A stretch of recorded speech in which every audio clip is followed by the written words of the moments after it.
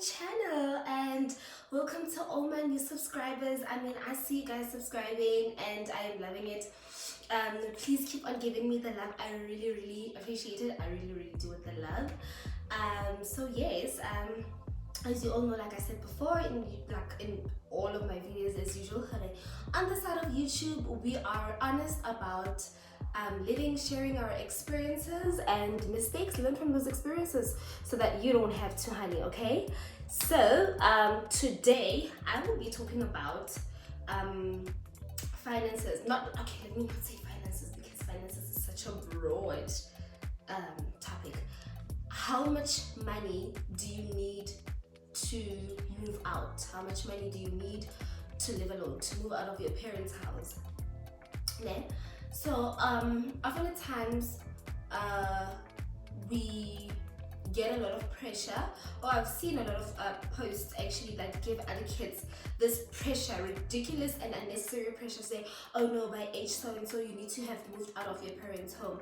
But honey, it's no point having you move out only for you to come back. Okay, so how much money do you actually need to move out and to live alone and to sustain that life that you have sort of like started now for yourself, right? So I'm just gonna give you guys a little backstory of how I got to live alone. So in all honesty, I did not see myself as a person that wants to live alone and all of that. Okay, maybe like it was not really like in my cards like that. For me, it was like, I'm just gonna stay with my parents until some man marries me off, and yeah, you know, I never thought I'll get to a point where I'm living alone. Okay, so this is for people that are just not only living alone, even people that are sharing, let's say like students and stuff, né?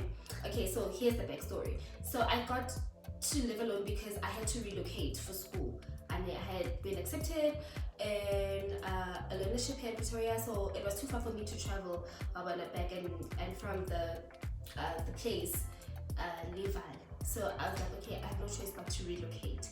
So first things first, now what I like, the first thing that came into my mind was the environment, the neighborhood.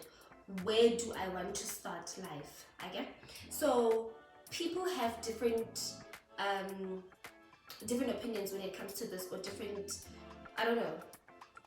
I believe that as a person, you know yourself, you know who you are, you know where you want to start, where you are willing to start.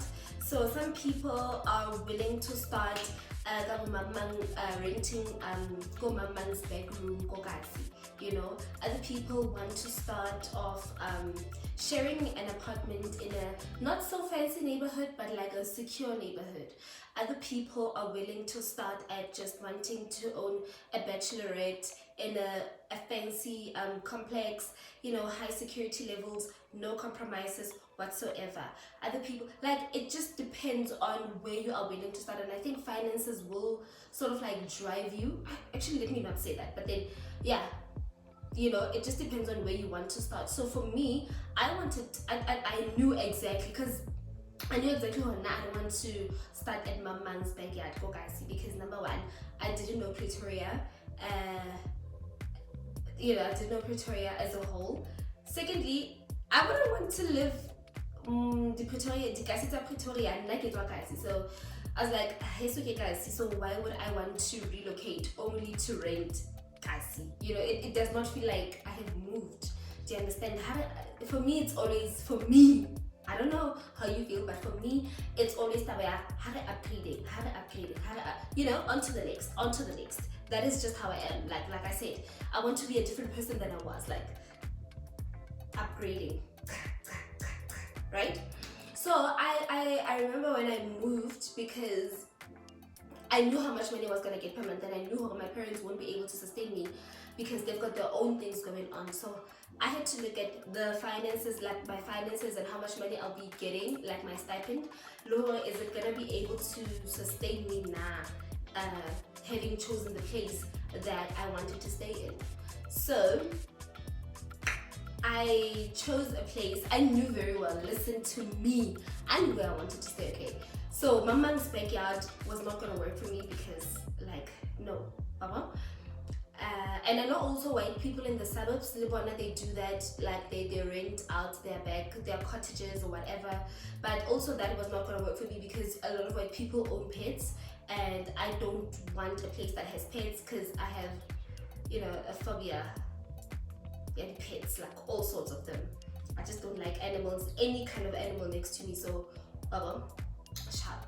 So I knew I wanted an apartment. Number one, it needs to be spacious, it needs to be secure, and it needed to be in a walking distance to where I was going to study at, because for me it didn't make sense. So I need to be paying so much money for an apartment and then also pay more money for transportation. So I knew okay girl, this is how much you're gonna be getting roughly, so Bukana has to go to the rent.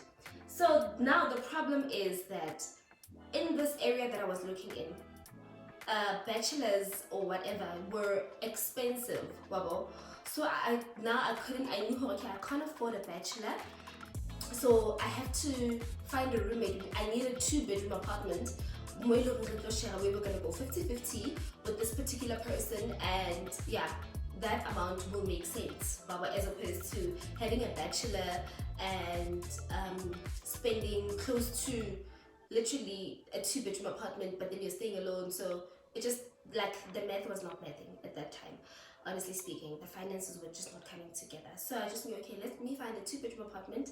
And I went online. Property 24 honey came through for me. I went online. I literally did not struggle to find a place. I went online, searched for exactly what I wanted in the area that I wanted. And mind you, for a person that does not know Pretoria, that does not come from Pretoria, I think I did myself like because I did not like struggle finding a place. I found the place, and then I went to our group chat, the one that we had, like, because after being accepted, they all put us in a group chat, and I just went to the group chat and I said, hey, I'm so and so, if anybody's interested in sharing a 2-bedroom apartment with me that costs this much, please, you know, DM me privately. And then they did DM me privately, and then we chose a day together where we went to go view the place, and we were very happy with the place, right? We even took a walk from where the place was to where our learning institution was at, and we saw, okay, it's a definitely walkable distance, we can do this. And we were happy. We paid our deposits and we moved in. Again, the place was for people say that it was a little bit bougie for like the kind of financial status that we were at that time. But listen, that girl was exactly like me when it comes to not compromising certain things. There was certain lifestyle. So yes, I mean, we had to make it work. Again, so first of all, you look at the environment, the kind of environment that you want to live in, right? And then secondly, it's obviously the costs. You obviously need to make up your calculations, make sure it makes sense. Costs does not only involve rent. Like for me, it did not only involve rent, because where we used to stay, the electricity and the water was excluded. So you have to think about such things. So now it's the rent, and we have to go 50-50 on the electricity, we have to go 50-50 on the water, and we chose to also include our groceries. So we also went 50-50 on the groceries. So you need to include all of those costs in. Again, that is like your big amount. Oh, and entertainment, because I mean, we want to be entertained, we want to watch TV, we want to subscribe to certain things, Netflix, whatever, Showmax and stuff like that. So you need to include all of that and then come up with this big amount that you and whoever that you are sharing with are going to go 50-50 on. Or if it's only you, you need to know, okay, this is how much money I'm going to pay. This is including everything, rent and everything else. These are just basic things, by the way, okay, that we can't live without, right? And Wi-Fi's and stuff like that. Again, yes. So you need to also think about that and include that. And then what else do you have to think about? Yes, basically that. And also, like, if you are a girl, a bougie girl like myself, self-care things as well also count in that. Again, sharp. And then for me also, I feel like people are so different when it comes to maintaining their homes, right? Okay, fine. I shared an apartment with this girl for 2 years, and then after 2 years, I believe that financially I was not ready, or I did not make my calculations clearly. I'm not sure if should I blame it on myself or should I blame it on the economy, because yeah, things just went drastic. So after 2 years, we both decided, okay, we didn't decide. I now was situated at a further depot, and we literally had to make the decision now. Oh, okay, dude, we have to move because the traveling was just getting a little bit too much for me. So I found a place. I was like, okay, a bougie place for myself, like just like myself. I, for one, believe that a place is supposed to reflect the kind of person that you are, because I mean, for me, it does not make sense. So when I sleep in but then move to London, it's a different story. For me, I feel like my place needs to definitely reflect who I am. I mean, I love my, like, it just needs to make sense. I'm gonna be indoors most of the time, so this needs to be my sanctuary. It needs to be my little heaven. It needs to make sense to me. It needs to be comfortable for me. It needs to have everything that is just appeasing and pleases me again. So I believe I was not ready, or I thought I was, but clearly when I moved in a couple of months down the line, I'm like, oh god, I was definitely not ready for this, because now rent is more, like this side of Pretoria is more expensive than where I used to stay, and mind you, now I stay alone, and there's certain things that I was not, like I said, I was not willing to compromise on. I still wanted a 2-bedroom apartment even though I live alone. So, wow. And at a certain place like Nje, wow. But then I believe that I honestly believe that in the long run you get used to your expenses and how much you are popping out every month just to have this comfortable life that you have chosen for yourself again, and ensure that you maintain it. Like I said, make calculations, like let your calculations make sense, so that you don't have to find yourself downgrading and or moving back home or whatever. I mean, I would never say I'll never move back home. I will never downgrade. I mean, if push comes to shove, and if push literally just comes to shove, I mean, like, well, there is no plan whatsoever. My mother is, I don't know, my parents are no, it's because my parents like, step in here and there, I'm not gonna lie, financially. So after my parents live on like things are just not coming together, then yeah, maybe I will consider downgrading. But the girl that I am, let me tell you, I will always push for greater heights. I'll always push for greater heights. I'll always take risks. Like I was telling this other friend of mine, I was like, Nina, the way there's a very nice, expensive estate here next door. I'm like, come on, next door, you know? But I mean, that's just the kind of person that I am. I just believe that, like, woman, anything is possible, honey. So yes, you need to ensure that your finances are in line, guys. Like, this is no joke. Yeah. And let me see what else here.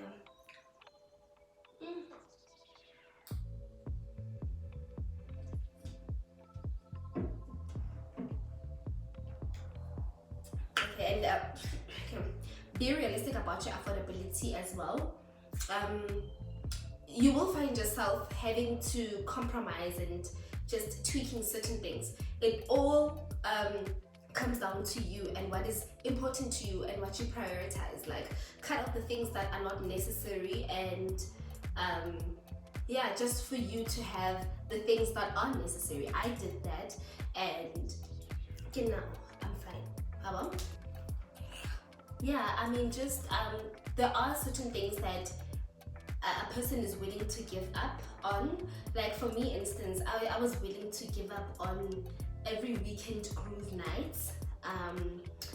In any case, I'm no longer that girl anymore. Like, I'm past that bastrata era, so it's just like it just came effortlessly, that one. I can see myself now when I go to the mall, I'm more invested in like home things than I am invested in clothing and things like that. Not that I don't buy myself clothes or anything like that, but I'm more likely to come back with a plastic from Mr. Price home than a plastic from Mr. Price. Bye-bye. Yes. Oh, also very, very important. Find a coping mechanism, because honey, let me tell you, it's like the minute it gets deducted or the minute you pay rent, you will feel like I can say that these walls are just closing in on you. So find a coping mechanism. I know what my coping mechanism is, and I feel like not without this thing I wouldn't make it, but honestly, you know. So find a coping mechanism. I haven't clean. On to the next. It's like I mean, you didn't see it. Do you understand? I mean, you will feel it, like your bank account will feel it, you will also feel it. So just find a coping mechanism. This is a very important one. Okay. Also, it doesn't get better. Like it doesn't get better, you just get used to it. The situation does not get better. There's no way that one day no, rent is now 50%, or no, honey. If anything, rent increases every now and then, so it does not get better. You just get used to your situation. Like I say, you get used to just making these little amends to ensure that for yourself and get more comfortable, if I may put it like that, because I just like a comfortable life. Okay. Also, people are gonna be angry at me for this, but get rid of the downgrading mentality. Like, I feel like if you always have that thing, oh my god, I want to downgrade, you won't push to the highest of your potential. You understand? Excuse me. So get rid of the downgrading mentality. Don't be like, oh my god, if this does not work out, I'm gonna downgrade. I mean, what if it does work out? Because we're always so scared of say it's gonna work out, but we're always like, oh my god, if it does not work out, if it does, but so get rid of the downgrading mentality, because if you get rid of that mentality, then you are unlikely to find yourself in that situation of having to downgrade. I don't know if that makes sense. So just get rid of that mentality, man. I mean, like I say, with me, if push really, really, really, really, really comes to shove, and I hope it does not, I never even think of such things, then yeah, maybe, but just get rid of that mentality. Hence I'm saying in the beginning, just be very realistic about your costs and your affordability, and then you won't even have to stress about, oh my god, if this does not work out, then I'm gonna downgrade. Yes, I know there's uncertain circumstances that can happen in the near future or in the future, whatever. Let's say maybe you lose your job, but those are like push comes to shove situations. Then yes, if you lose your job in a complex that is costing whatever, the 8,000 rand per month for rent, just go home, reset, start afresh, come back. Those are just realistic unfortunate situations. But no, get rid of that mentality. Okay. Ensure that regardless of all these basic things of yours being taken care of, like your rent, your electricity, your water, your groceries, your self-care products or whatever, service, anything, ensure at the end of the day you are still able to enjoy your life, because it makes no sense for a person to live in a gorgeous apartment or whatever, but then at the same time you are living very miserable or anxious every single time because how much. So ensure when you think of now I earn, let's say for example 10,000 rand, and I see an apartment where I can pay 6,000 rand, ensure 6,000 renting electricity, and then you've got the rest of the 4K maybe to push you through, through the whole month. I can say it, but just ensure that you are not miserable while trying to live in expensive apartments. It's luxury, yes, but it's luxury that you can do without. Like, there's always something within your bouginess that you can afford. That one I can assure you.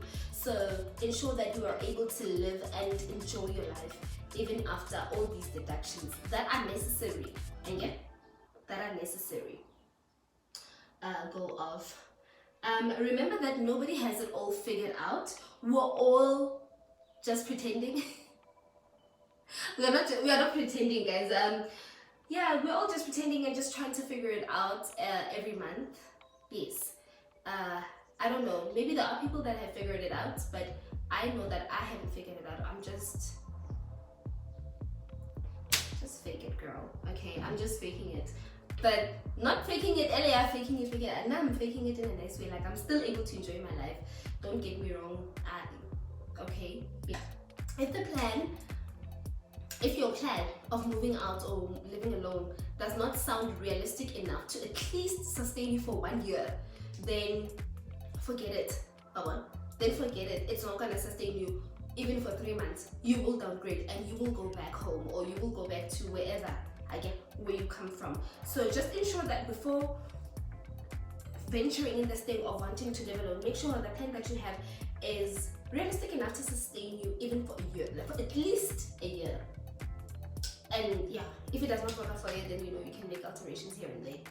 Again, I for one learned that tip very hard. I can tell you that, because within a month after moving in where I stay currently, like living alone, from sharing with my friends and now living in this apartment, I realized that I don't think I can make this. I don't think I can, But obviously, how the girl of today, I get. You make plans, So I only not suffered, wow. But I only struggled a little bit for like maybe 3-4 months after I moved. And then after that, I just took my life back, and I remember I just made alterations here and there. So what I was willing to give up on, kept the necessary things that are necessary for myself, for my comfort, for my lifestyle, and I just ran with that, and I was okay. So yes, I'm just saying that just be realistic enough. Again, you may not be as lucky as I am, just be realistic enough. Oh, and then a very important one, I will never say don't live beyond your means, because your girl, if you choose to take this advice, because the advice is, it's okay to live beyond your means, it's okay to take risks, but if you choose to take this advice, please make sure that you are going to see it through, and you are going to the sound of a microwave when the electricity comes back.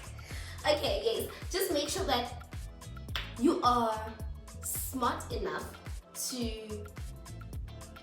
make certain financial decisions, or certain financial prioritize the important. Do you understand? So I am saying to you now, from me, you can choose to listen to whoever. It's okay to not live within your means, but just make sure that, whatever decisions that you are taking in not living within your means is something that's not going to destroy your credit record or your credit score. It's something that is not going to overwhelm you. It's something that's not going to make you anxious, again, financially. Do you understand what I am saying?